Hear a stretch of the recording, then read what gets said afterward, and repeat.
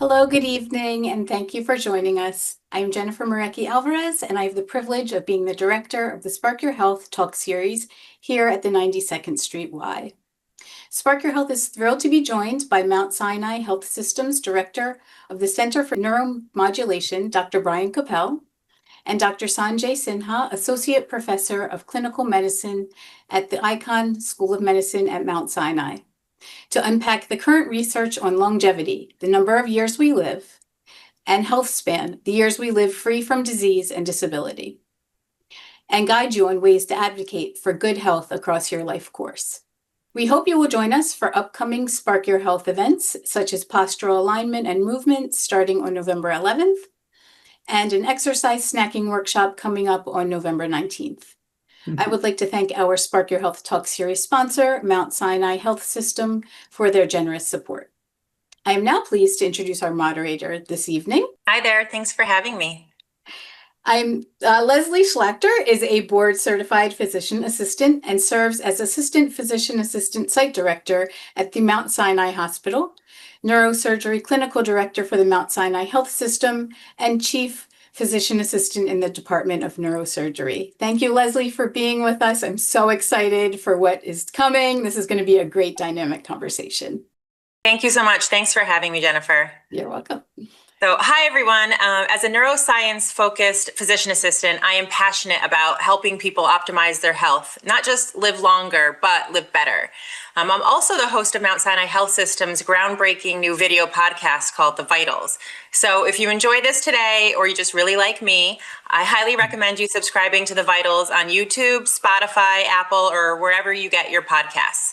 Today, I'm joined by two powerhouse experts in longevity medicine. First is Dr. Brian Kopell. He's a neurosurgeon who's devoted himself to neuromodulation through the use of deep brain stimulation and has dedicated himself to advancing brain therapies and lifestyle strategies, bridging medicine and technology. He's also optimizing how individuals maintain their cognitive and physical vitality through his brain wellness program. We also have Dr. Sanjai Sinha, an internal medicine physician who's on the front lines of metabolic health, inflammation, and evidence-based longevity interventions. He has over 20 years of experience in academic medicine and has published a variety of articles focusing on improving patient outcomes. So today, together, we're going to cut through all the noise. We're going to separate biohacking hype from science-backed truth. So everyone grab your adaptogens and your electrolytes and your red light therapy, and let's talk about what really works for optimizing your health span. So let's start off with some of the key words that we use to define the topic today, which can be very confusing. Longevity, health span, lifespan, anti-aging, anti-inflammatory, biohacking. So Dr. Sinha, get us started. What word did you choose and why, and how do you define it? Thanks so much, Leslie, and thanks for having us. I like health span because it is what we as physicians, particularly those who've been practicing preventive care, primary care, I've been doing this for almost 25 years, focus on. How do we keep people healthy longer, not just free from disease and disability that they can feel, but disease that they don't feel? Because in this epidemic time of chronic diseases, lots of times people have a few chronic diseases like diabetes, like high blood pressure, like high cholesterol, and they don't even know about it. And so I think that what health span sort of stands out as a term really speaks to how do we keep people both free of those diseases and the risk factors, identifying them, and trying to prevent the diseases from happening. But if they do happen, can we control them before any complications occur? So I really do like health span as the key term. That's actually a pretty new term for people. People are used to saying like improve your lifespan, but you could be living for a very long time pretty miserably. So we're going to use the word health span. Absolutely. I think, longevity is sometimes, used in a similar way, but, nobody wants to live to 90 or 100 if they have a lot of disability. And so I think that there is some interesting kind of distinctions there. So does aging have to be an inevitable decline, or can you reverse biological age, or is that just wishful thinking? No, I think that there's a lot to that. I think that the earlier you start and the earlier you identify things that can become problems with your doctor, hopefully, the earlier you can make some lifestyle changes. with the advent of lots of different diagnostics and technologies and treatments, we are obviously living a lot longer, but we want to get to a place where our health span increases so that, maybe 80 or 90 become the new 70, so that we're, living without disability, without pain, with clear minds, with the ability to, really interact and engage with society, our friends, our family. So I think that we can, to some degree, increase the health span with all of these wonderful sort of tools that we now have in medicine. So then how much of longevity is truly genetic versus just lifestyle driven? Meaning, like, what role does genetics play in the aging process? I think less than people actually think. I think the conventional wisdom and lots of studies suggest maybe 20 to 30% of your sort of lifespan or health span or, chronic disease risk may be determined by genetics. So not overwhelming. There's a saying that genetics loads the gun, but environment pulls the trigger. And by environment, it's really lifestyle choices and behavior and things around you that hopefully are, controllable and modifiable. I'd like to. Yeah, go ahead. So I'd like to amplify that. I completely agree. I think that the message I really want to get across to people is that the major influence is your environment and your behavior. Obviously you get dealt a deck of cards, with your genetics, but it's how you play that cards that really is the largely influence about what your health span turns out to be. And people should feel empowered by that they have control over this. There's opportunity to truly engineer your aging process in a way that, as you say, makes 80 the new 50. So what would you say is the biggest myth that you've heard about longevity or anti-aging medicine, Dr. Kopell? Well, going on that, the biggest myth, first of all, is that it's genes. Oh, it's my genes. Boom. I can't do anything about it. That's a big process about it. That's the biggest myth. The idea that this is something outside of your control is simply untrue. And I think I want to empower people to know that they have agency in this. What do you say, Dr. Sinha? Agree? I agree, and I also think that people who say I'm too old for X, I can't start exercising now. You can always improve your lot in life. Yep. It just takes some motivation, discipline, and the right counseling. And we can make lots of changes, sometimes small changes, with our patients. Around physical activity, around diet, and around sleep, around mood, all kinds of things. So I think that there are these myths or sort of presumptions that a lot of people have that, well, and I'm too old to change, and my hand's been dealt and I can't really change. I can't make any substantive changes, when that's not true. So that's kind of like neuroplasticity. If you convince yourself that you can't change or make new habits, then you're going to be stuck in them. So, Dr. Kopell, can you define neuroplasticity and then how it relates to the aging process? Sure. So, so a lot of my patients kind of wonder, well, gee, why is a neurosurgeon, interested in this whole process in the first place? And, the truth is it comes down to what is the definition of a healthy brain, right? That's a funny question. What is a healthy brain?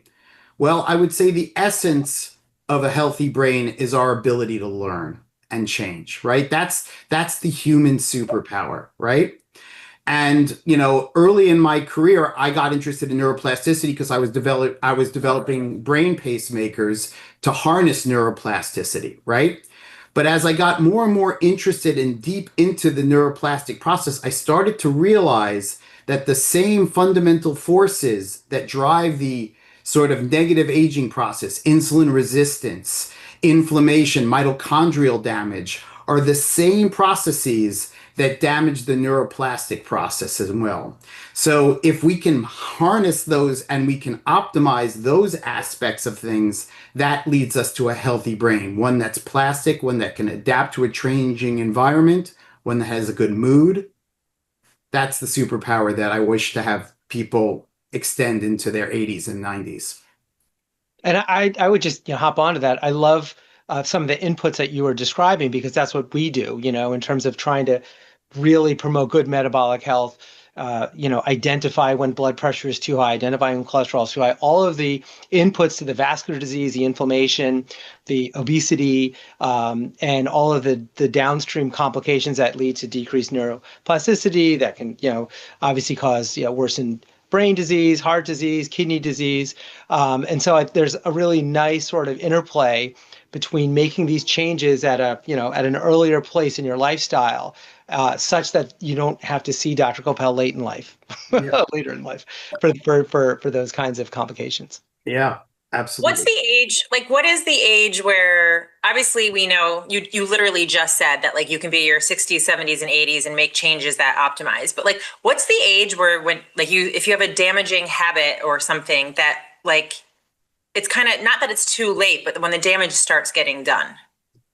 So from my perspective, generally, it gets harder and harder when you begin to develop some of these metabolic disarrays. So if you've developed like really significant insulin resistance, that's going to be a really big drag in trying to change some of these things.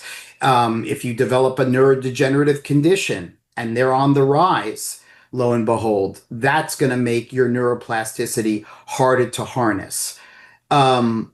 So the earlier, like what we see in cancer, the earlier we tackle this, the bigger the dividends as you go. It's like compounded interest for your health. The earlier you get into this, the dividends pay greater and greater as you get older. Yeah, and I would say rather than name an age, sorry, Leslie, Yeah. to add one thing, it would be the outcomes that I see. We're trying to prevent heart attacks. We're trying to prevent stroke. We're trying to prevent heart failure. We're trying to prevent chronic kidney disease. Obviously, trying to prevent diabetes, particularly uncontrolled diabetes, causing all these problems. So those can frankly happen at any age. Some people may be dealt a bad hand, may have had very bad lifestyle choices that maybe were even somewhat beyond their control. Poor access to healthcare, poor environment, poor access to healthy food. And lo and behold, they have, obesity related problems in their 20s and have things that we used to see when people had 50 or 60. So I do think it's more the disease process that we identify rather than a particular age, if that makes sense. So do you think we're ever going to reach a point where 100 is the new 70, or is that just like Silicon Valley optimism?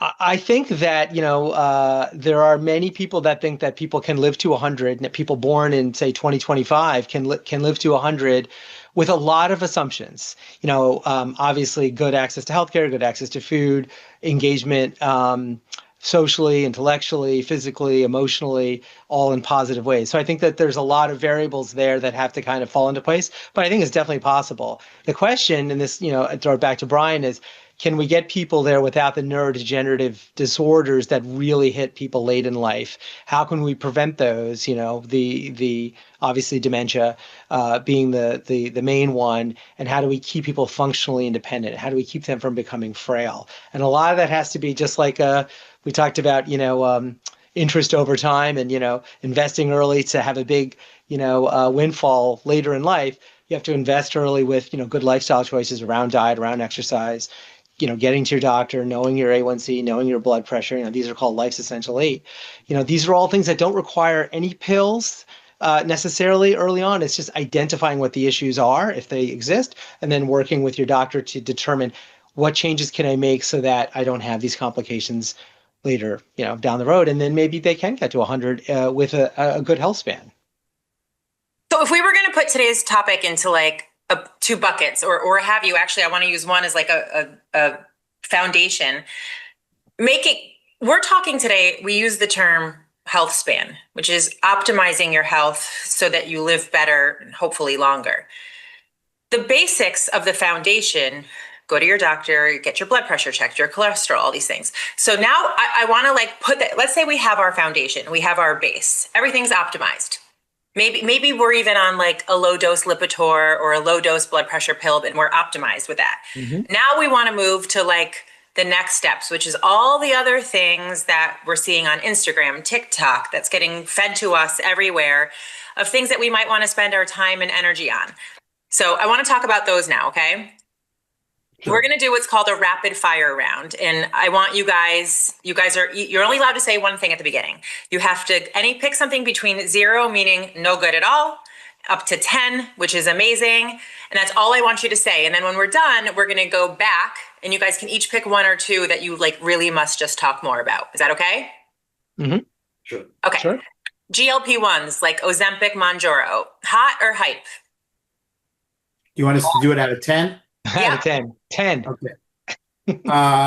6. 6. Red light therapy. 7. 6 or 7. I'd say 6 or 7 also. 6, 7. Yeah. 6, 7. Exosomes. 4. Theoretical, 2. Oh, good. I'm going to never go high. I'm going to go 2 also for high. You're never going to go higher than Dr. Kopell. I mean, you're talking about current state of the art, right? Yeah. Okay. Yeah. Okay. Fine. Cutting Sure. edge. Yeah. What's Okay, right 2. now? Right. Thanks, I mean, Brian. because we could wax poetic, basically, right? Yeah. Okay. Yeah. So peptides like BPC 157, thymosin alpha 1. Brian, you answer that first. It depends on which ones we're talking about, but I would say a round 7. Yeah, and for me, I think it's more around a 3. Okay. Heavy weight training. 10. 10. Jumping. 7, 6. I'd say 7 or 8. I think NAD. mobility training is more important as we go. All right, we can make it jumping / mobility. I was going more for like the bone pounding, building of bones. We'll go back to that with weightlifting. You get that from weightlifting. I would say that the jumping becomes a little bit more problematic with the aging physiology, where you could begin to then have more, because the key about exercise as we get older is to not get hurt, to be maintaining that. And so some of the dynamic stuff is important, but has to be done judiciously. Exactly. Gentle, careful jumping, we'll name it. Yeah, okay. yeah. NAD plus, IVs and injections. Well, an oral supplement of NAD is probably 6. Injectable NAD hurts like heck, and I don't think it's worth the squeeze. Yeah, I'm just going to say 0 there at the moment. Metformin for anti-aging. It depends on the person, but I think that's about a 7 or 8. I mean, 10 for diabetics for sure. Right. Yeah, but I think I would probably go more to 5 because I'm still waiting for those large trials in humans to come out. Okay. Testosterone or like hormone optimization. So I was thinking like testosterone for men, but really testosterone too. And hormone replacement in general. And hormone replacement. Yeah, men and women together. That's as close to 10 as something can be. So I would say more of 5 or 6 only because of the overuse of it, and so I think it really needs to be tailored to the and. But we're going to get back to that because I was going to say underuse. Yeah. Sauna therapy, if when used appropriately. 5 or 6. It's like I always think of tiers of things that are important to do for longevity and for health span. I would consider sauna and maybe even cryo, if we talk about that, as like a tier 3, if you will. Yeah, that's fine. I think it's fairly benign. It's relaxing. It can mimic, so I'd say 5 or 6. It can mimic moderate intensity exercise. So, but it's pretty harmless for most people. So intermittent fasting. Tier 2. I think that's like a 6. Yeah, I think 6 is reasonable. We can come back to it, but when done with calorie restriction, I think it can be helpful. Mm-hmm. Picking a specific diet like plant-based versus carnivore versus Mediterranean, would you rate specific diets high or just good nutrition? I mean, go ahead, Sanjay. Go ahead. I would just briefly say Mediterranean diet or a plant-based diet, would be at the top of my list as long as it's sustainable. Right. The problem with most diets are that, they're hard to sustain. But what I love about both of those, but particularly the Mediterranean diet, it's much more sustainable because it's a wide variety of really healthy foods. I think that a diet is a diet if it's done correctly. I do think that plant-based diets are much harder to do correctly. And Right. our physiology bears that out in terms of our development of our gut and our physiology. We were meant to be omnivores, period. Microdosing psychedelics for neuroplasticity. There is some very interesting sort of Yeah, just a data. number. We're going numbers. Oh yeah, that's right. Sorry, I forgot about that. 5. I'm just gonna say 0 because I wouldn't do it I wouldn't do it at this point. That's me. Stem cells. Currently, Current stem cells. 2, 3. Yeah, I would say 0 again because I wouldn't currently use that in my practice. Okay, the last one I know it's gonna just turn into a conversation, and it's supplements. Brian, you go first. I think supplements are useful, 8 or 9. Yeah, I would say 1. I think that there's an enormous amount of myth around the need that everybody feels that they have supplements because of all the marketing and branding. And, I think that a healthy diet and testing when appropriate by their doctor for certain levels of certain deficiencies will tell the story. And I don't think that most people who have access to good food need supplements. So, like, if you have a patient who's struggling with fatigue and complaining about just like lots of things, and they're very vitamin D deficient, supplementing that would be reasonable, is what you're saying. Well, it depends. The vitamin D may not be the only reason why they're fatigued. Fatigue is often more to do with sleep and a lot of other things. So yeah, we can test people and take good histories and take good physicals and counsel them and do things that are lifestyle based first. D is pretty harmless. I think it's pretty overhyped. There have been lots of more recent, well-designed trials that show that, vitamin D replacement is not nearly as powerful as we thought it was outside of osteoporosis, and even in osteoporotic folks, it's not nearly as helpful as we thought it was. So I do think that there's, care should be taken when you're having a discussion with a patient about which supplements, if any, that they need and what testing fits their symptoms personally. So which of those did you guys want to go back to? You guys were enjoying the hormone discussion.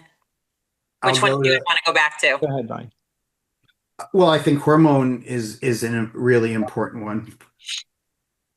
So there's lots of, this can go either way. There's a lot of people out there that maybe take hormones, maybe from not the right person, don't find the right provider, get prescribed a medication.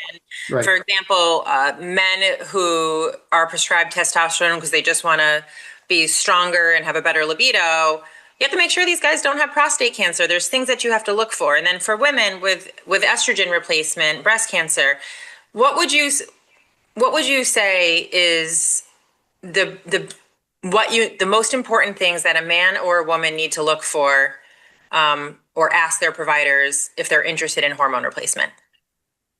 I think that they have to pick a provider that is going to monitor them in a consistent fashion with blood work, and to not do a one and done type of prescribing. When I do hormone replacement for patients, I often can get bloods 2 or 3 times a year to absolutely make sure that they are stable. I'm data driven whenever I do something, as much as that is available. I think that hormones are the sort of metabolic milieu or the endocrine milieu that is, it's like it ties the room together, and it's very hard to maintain all of these metabolic targets when your physiology is overtly aging. And hormones are a relatively easy way to engineer a physiology into a more sort of younger phenotype, right? The idea is that we're generally healthiest in our mid-20s, and it is extremely possible and relatively easy with some just thoughtfulness to return people to a hormonal milieu that's similar to their mid-20s? To jump onto Brian's point about monitoring, I totally agree. Testosterone, of course, is not just what you mentioned with prostate cancer, but absolutely can increase red blood cell count, can increase the risk of pulmonary embolisms and clots in people who are predisposed to that, and they may not even know it. And it can even increase the risk of fractures. And these were shown in, large studies, well-designed studies. So it's not the most benign thing to just take. There's commercials for testosterone everywhere, constantly ads for the last, decade or 2 decades. And so I think that there's a lot of use, overuse by people without monitoring, without seeing their doctor, or like Brian was saying, seeing someone who prescribes it and then not going back for monitoring. And I also would say, as someone who's been seeing patients who complain of fatigue for 25 years, a man who's 40, 45 doesn't feel as strong, has some obesity, feels fatigued, doesn't sleep very well. There's lots of other inputs that lead to what they're complaining of. Maybe they have some erectile dysfunction because they're obese, because they have uncontrolled blood pressure, or they have high blood pressure and they're on medications, and they think it's just the testosterone. So while I am not disagreeing that there is an incredibly important milieu of hormones that day to day drive so many processes in our body and that keep us healthy or get us ill, there's no question. I do think that it's often, in the patients that I see every day, oversimplified that let me just try some testosterone. And depending on the vehicle with which they take testosterone, it can be a little more, it's not the most benign thing, but with proper monitoring, with proper guidance, to determine who the right people really are, I think it's reasonable. So could I just jump on that for a little bit further, if you don't mind? Okay. So, Go ahead. so you could say whatever Sanjay just said, the exact same thing could be said for GLP-1s in terms of shortcut, That's marketing, fine. all Yeah. these things. So absolutely true. here's how I look at it. Okay. At the end of the day, Healthspan is about promoting essentially anabolism, which is growth, over catabolism. Essentially, as we get older, that when we are young, anabolism is the key to everything, right? It's the dominant force. As we get older, that seesaw changes. Yeah, I'm just broad strokes. Mm-hmm. And there are 2 major anabolic hormones that we have as human beings, men and women. We've got insulin and we've got testosterone. Those are the major ones, right? And that's why I always harp on insulin signaling problems, because once your major anabolic, system gets disarray, everything really starts to fall apart. The same thing with testosterone. It's not just about muscle. In fact, most of the people that come to me, the sexual stuff is really actually very far in the background. That's not the thing that really is what testosterone I think is particularly good for. Libido is a very complex thing, especially as human beings. It's multifactorial, not just testosterone and et cetera. And the same thing with estrogen and progesterone. These are things that are there to support a health span. They cannot be used as a shortcut. You don't just do it and do nothing else, right? It's to maximize all of the things that we do, like eating well, exercising well, sleeping well. Those are the sort of the big 3. That's the basis of a health span lifestyle, basically. Yeah, that's the foundation I was talking about. Right. Like I recently went to an endocrinologist, and I went in because I wanted to optimize my hormones, and I said, I'm doing really, really well with everything. Let's go to the next step. And he ordered some extra blood tests on me, and it turns out I'm actually not doing well from an insulin sensitivity standpoint. And he said, oh, we're not at optimization yet. Like, I need to put you on metformin. We need to work on this together. So like once that baseline is built, then you can go to all the extras. And there's a really big industry for that. People are spending a lot of money on a host of different things because they think it's going to improve or prolong their life. If you guys could each ban, well, maybe not ban a trend, but what would you say is like the biggest red flag or a trend that you would ban in the longevity world?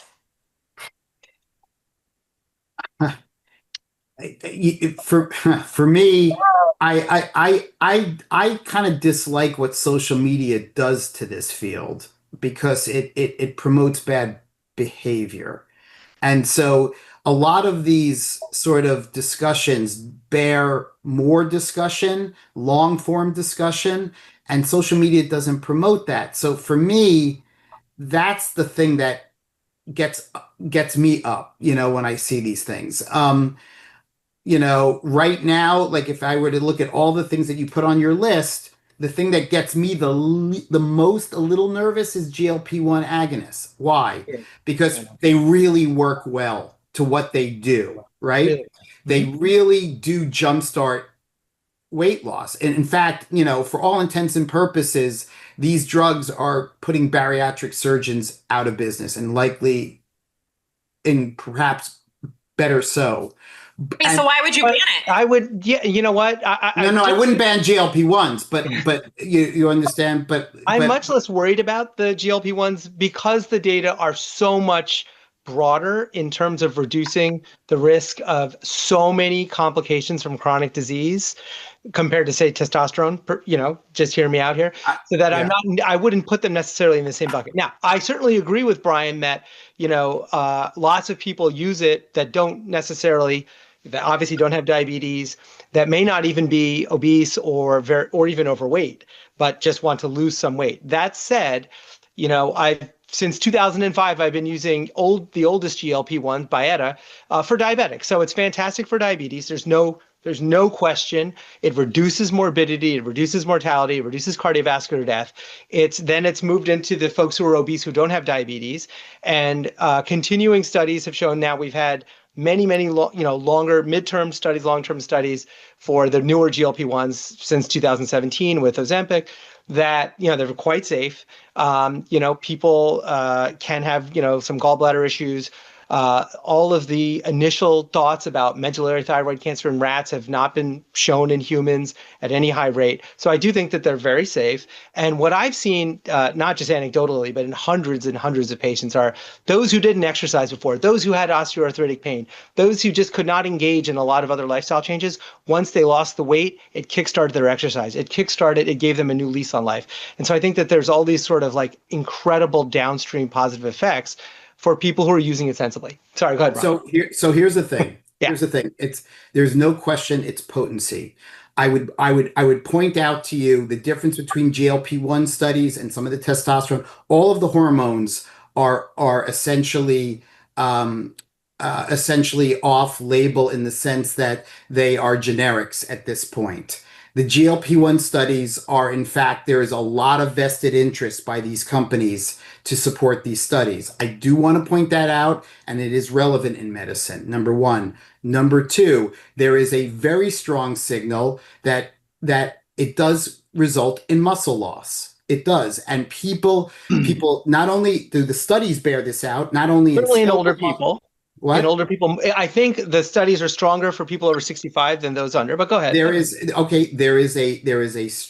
a skeletal muscle signal, there is a heart muscle signal, and given the role that muscle mass equals dementia as we get older, this concerns me as somebody that looks upon Healthspan from a brain standpoint. That is my point of this.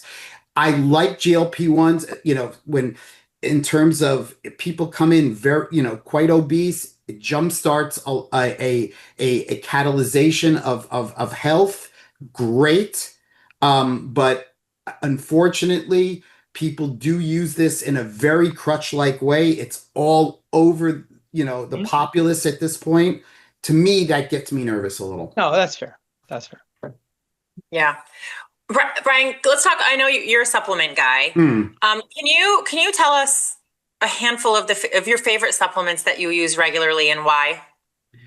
Okay, I mean, look, the ones, I try to use supplements in a way that are specific to patients, and I always like to tell people I'm always reluctant to answer these questions in a sort of general sense, but I will do so because it's fun.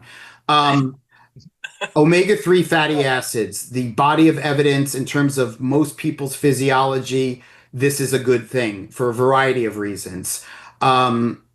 omega-3 supplementation from cold fish sources, vitamin D, and creatinine. Those are the top Creatine. three. Creatine, Creatine. yeah, Yeah. That's creatine. fine. Yeah. No, and whatever you can get, I love the omega-3s from foodstuffs. The data are stronger in people who have established cardiovascular disease. Totally agree. Um, Creatine, probably harmless. We have some better tests now to make sure that people's kidney functions are actually still intact and not affected by creatine. Because in the older days, 10 years ago, creatine often affects creatinine, which is our marker for kidney disease, and so it kind of confuses the picture. Definitely useful for people who want to, build muscle quickly and also want to, have more power. I think that's useful. Again, I don't necessarily tell people they should use it, but if they're using it, it's, again, see us regularly and make sure that there's no other side effects occurring.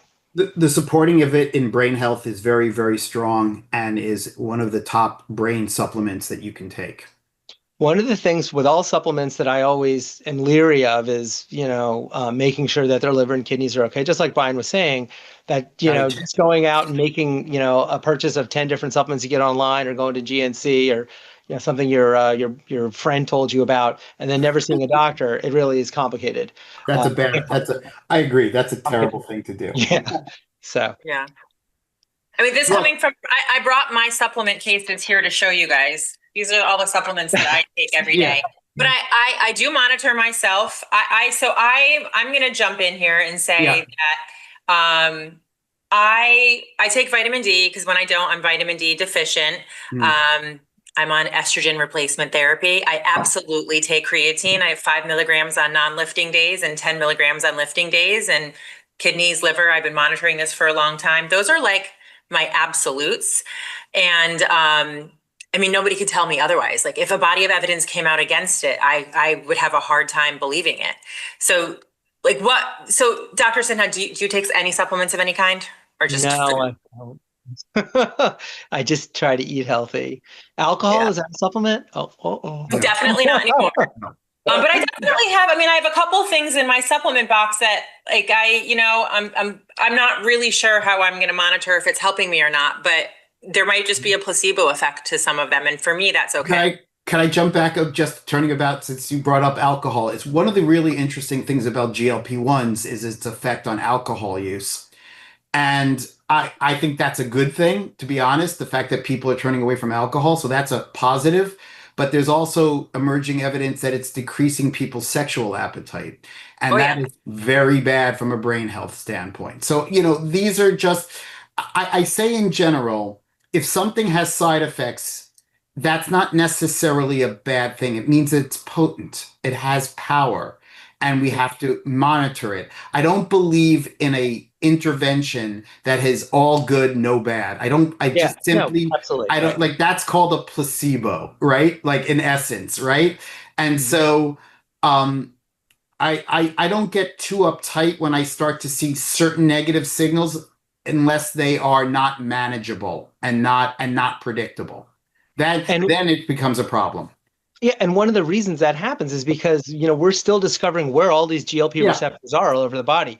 Right. Testosterone, similar to estrogen, similar to vitamin D. There are a, variety of ways that these are expressed in people. And so they're going to have different effects. Right. And, someday down the road in 10 years, if it's ever feasible and scalable, we'll have, blood tests to check receptor levels or to check how people would actually respond to different meds. The pharmacogenomics is, obviously underway. That'll be amazing. Whether that'll be affordable and scalable and covered by insurance so that we can give the right person the right kind of, as you say, supplement or GLP-1 or testosterone or how they're going to respond and, just finer, precise testing for an individual, that would be wonderful in the future. Yeah, I'm looking in the Q&A and it's right where I was going. We're talking about all of the things that you can do to supplement or optimize your health. And for some people, like I can look at my heart rate, my sleep, what I'm eating. I kind of know my macros. I'm pretty good at monitoring myself. But I use an Apple Watch, right? There's a lot of wearables out there, the Aura Ring, all these different things. What can you guys talk about how health, either digital health tools, apps, wearables, when are they helpful and when are they hurtful? And what I mean by hurtful, I wore a continuous glucose monitor for a couple weeks, and I ended up under eating because it was making me crazy. Right. So you have to, the way I approach wearables, it depends on a patient, right? It depends on a person. If somebody's very particularly type A, such as yourself, who is like, a go-getter and stuff like that, those metrics can really drive you crazy and can be counterproductive. It is very helpful to take somebody that has never really thought about the process, never even thought about their sleep before, never thought about even how they eat. So in other words, I've used CGM in my patients just to get them to understand, dear Lord, that piece of bread causes such a huge spike in your glucose. That's how your body works. It's a way of educating them. It doesn't mean that they have to then chase things, but it does open up sort of brain pathways so that they can learn and make new changes. So there's no one device that I think is great. I think it's good to kind of open people's eyes. And if you are using it just to be sort of monitoring trends, but not actual absolute values, then it's very helpful. If you start to get hung up on, oh, my HRV is like 10% down today. Oh my God, I got to go get some sleep or I'm going to lose. Then it's really counterproductive. It's not a game. It's not a game show. So I've used all sorts of ones. I have Apple Watch. You could see I'm testing Whoop right now and stuff like that. They're all pretty good in certain respects. And if there's an aspect of a person's health that I want to try to educate them on, I might encourage them to use a device. I do like CGMs. I do think that, non-invasive ways, if the FDA ever allows Apple to bring to market their glucose monitoring, I think it will be helpful for people to understand what does a postprandial excursion into higher levels. What does it mean? I think it's interesting. I think it helps people as long as it's trend-based, not absolute value. That's it. What do you think, Sanjay? Yeah, no, I agree wholeheartedly. I do think, like any test we order as, healthcare physicians, providers, we say, is this going to change my management? Why am I doing this test? A wearable can be the same kind of intervention. If I give this to you, or if I tell you to buy this, is it going to drive you crazy? Or is it going to help change your behavior, even in a slight way that's useful, so that, and you can work with me, you can work with your doctor, so that we get to an outcome that we both agree is a good outcome. Yeah. I think sleep is the biggest one that there's so much insomnia already and there's so much stress that I have a colleague who told me that they were getting so much anxiety from their Oura Ring because their sleep numbers were so bad that they were having trouble getting to sleep. Hello, that's ridiculous, right? That's like, a vicious cycle. And so I would agree with Brian, wholeheartedly that like a lot of things, one of the things that I always would hope is that everybody would have access to a doctor like one or a provider like one of the three of us, so that we could go over these things. What are the pluses and minuses? Hey, are you the kind of person who would, benefit? Let's go ahead. Let's do it. I wore a CGM for 2 weeks just to see, and you got to be OCD and nerdy and take notes. That's what I did, to see what are the foods that actually may, lead. If you just think you're going to remember it, you're not going to remember anything. Right. No, you have to be nerdy about it. You have to be nerdy about it. I did too. It made me crazy, but it was helpful. My biggest takeaway from that is how, for me, cook and chill is a game changer versus just regular carbs. On my first couple of days, I went a little bit carb heavy on it because I was lifting, and I would make, let's say a bowl of pasta. And I would see where my glucose went afterwards. And then the next day I would heat it up from being cold, and I was blown away with how much lower it was. That was helpful to see, because I really now do that with rice, a little coconut oil, and cook it and chill it. Yeah. So what you're talking about is the phenomenon that certain types of carbohydrates can polymerize when you do that, and it's what they call a resistant starch. And so all of a sudden, instead of it being metabolized in the front part of your small intestine, it makes it not maybe even not past the small intestine, but into the proximal colon, and then you can sort of, ferment that into things like butyric acid and things like that. So those are really interesting things that you wouldn't Yeah, know, I wouldn't have known. right? Right. And by the way, like, see what a shot of alcohol does, and all of a sudden your glucose drops rapidly. Now that's not a good thing, but that shows you how toxic alcohol, your body looks at alcohol, and that it literally will take over the entire metabolic machinery to get it out of your body as quickly as possible, I right? would want to wrap, yeah, I would want to wrap this segment up with just one other thing about Right. wearables. The most basic thing that we initially, like the Fitbit, we use it for is Right. just steps, right?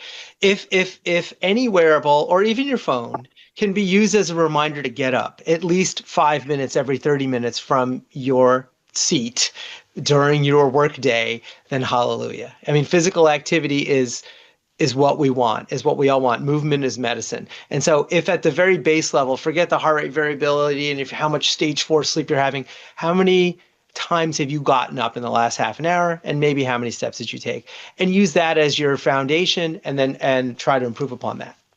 Great. Yeah.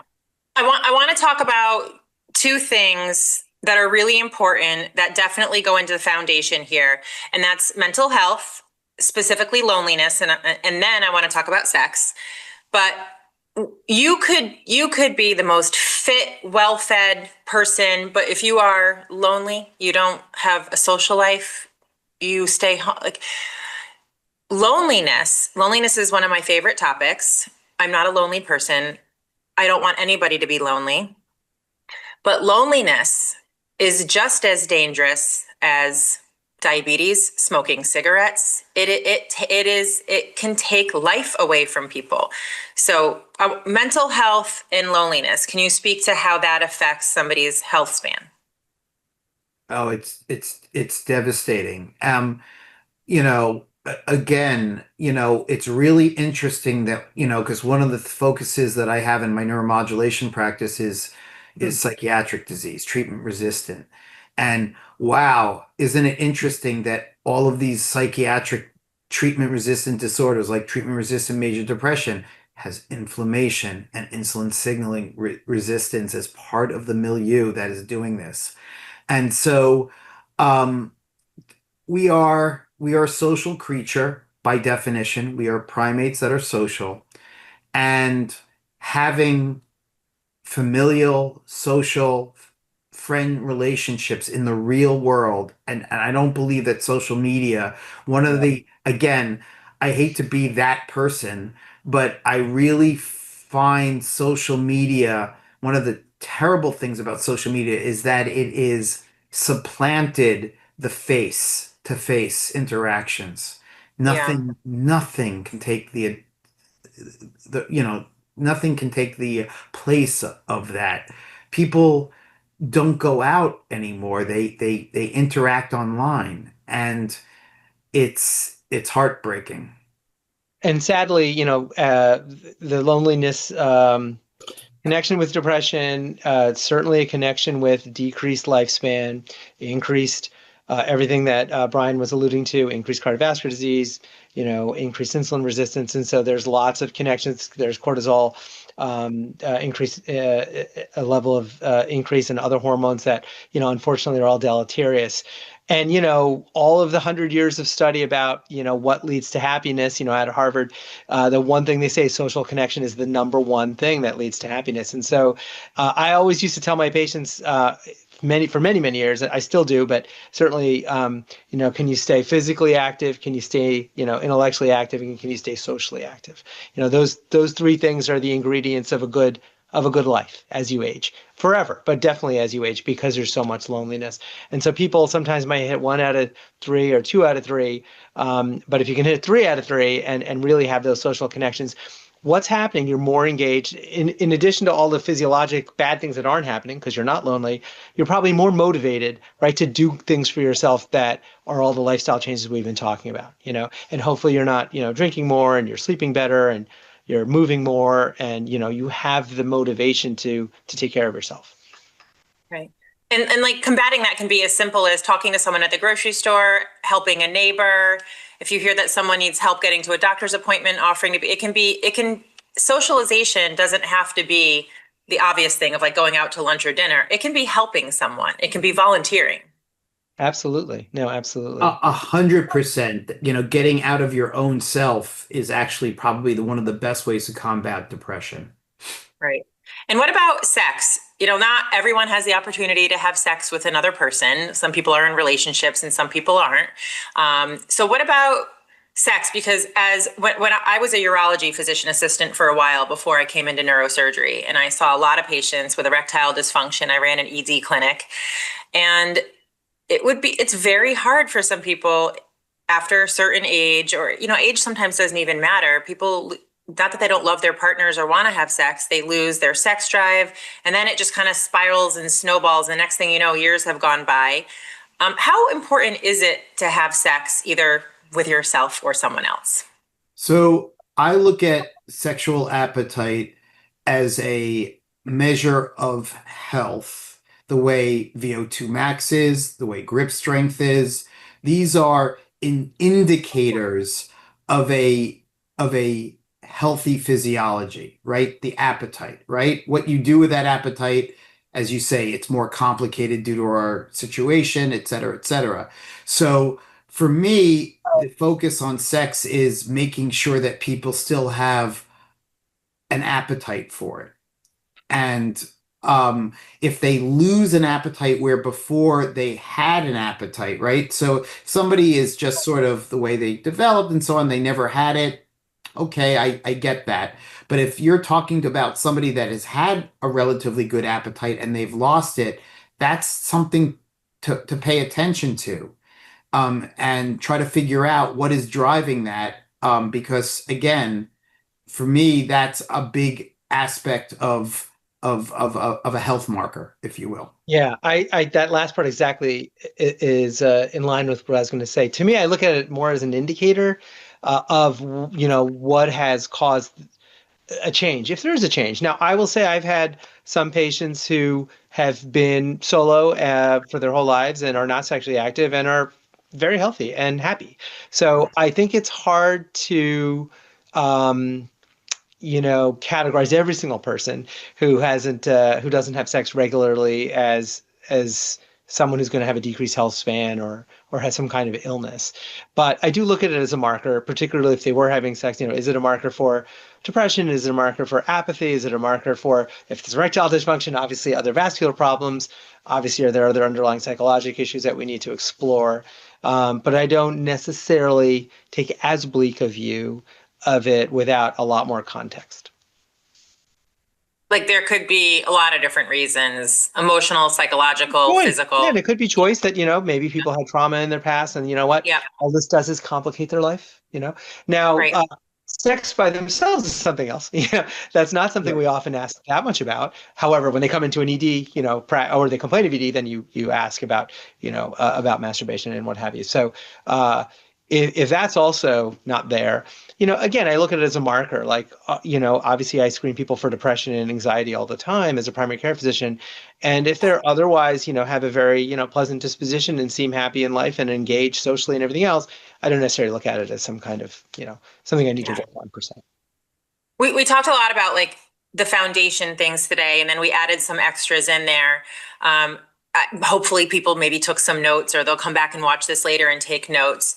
But I don't know if we talk about the American Health Association, the essential 8, right? So healthy eating, fitness, nicotine, sleep, losing weight, cholesterol, diabetes, and blood pressure.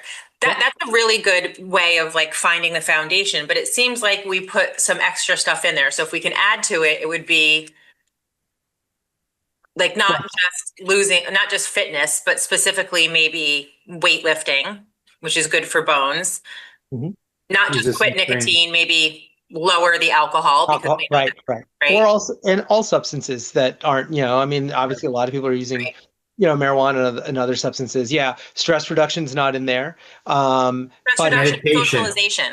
Socialization's not in there either. Yeah, yeah. But those 8 are a good sort of foundation for sure. And to the exercise point, there's obviously good guidelines. Look, the more you move, with a mixture, hopefully, of both moderate intensity and high intensity, the better. If you can do resistance training at least a couple times a week, that's wonderful. What is the perfect mix? Because I go to Equinox here in the city. Mm-hmm. There's people I see, all they do is run on the treadmill every day. I've never seen them touch a weight. And then there's people like me who just lift heavy weights. Mm-hmm. What's the perfect mix? So what I tend to, it obviously depends, because Sanjay's probably seeing certain patients that are a little bit different than who come to see me, you being an internist, all right? But what I generally recommend is resistance training of 2 to 3 times a week, doing 2 sessions, 2 sessions of high intensity sort of VO2 max training, and then some 1 to 2 sessions of zone 2. That's the optimum.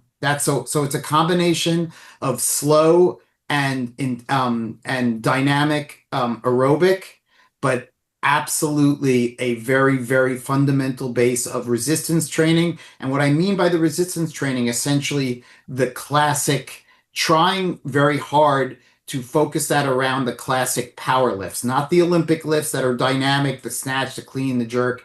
That's problematic, I think, in a aging physiology. If you're able to do that, you have the base to do that, great. But everybody should be able to perform a deadlift. You don't have to go for an Olympic record. You understand? But the basic biomechanics of the hinge, the basic press, the basic overhead press, these underweight, underload, super important to keep your physiology. So no, that's excellent. I like to keep it simpler, a little bit less granular, like the guidelines would suggest from American Heart Association and cardiology societies, that you get 5 days a week, at least, of 30 minutes of moderate activity when it comes to physical activity, when it comes to aerobic cardio activity. If you can hold a full conversation while you're doing that activity, then it's probably pretty low intensity. If you're breathing heavy, then it's probably moderate intensity. So you can keep it simple in that regard. I tell people, let's work it into your day. If you're busy at work, can you take the stairs? Can you get up? Can you have a reminder to get up frequently? When it comes to lifting, I say, look, you can do body resistance work in your office. If you're new at this and you want to get into it, you can do burpees, you can do push-ups, you can do jumping jacks, you can do squats, you can do all that with nothing but a floor. Okay. Yeah. Go to the gym. Get started. Do something. So I like the 5 and 2 that Brian was mentioning. He was talking a little more advanced level about the kinds of things that would optimize, I would say, in terms of resistance. He did say clean and jerk. Clean and jerk, right? Wait, aren't we done with the sex point? But so while I think that's certainly, I don't disagree with what Brian is saying, because I see, like he was saying, I see so many patients of varying interest levels, varying experience with exercise and resistance training. When you ask about the perfect mix, it's 5 and 2, perhaps 5 days and 2 days. But look, anything is better than nothing. Let's start with small goals. Let's get you moving. Let's get you doing some kind of activity that's hard for your muscles, and then we can move up as you get better and stronger. And by the way, like, just going back to the way we started, like, as we get older, recovery is such an important sort of focus that has to be.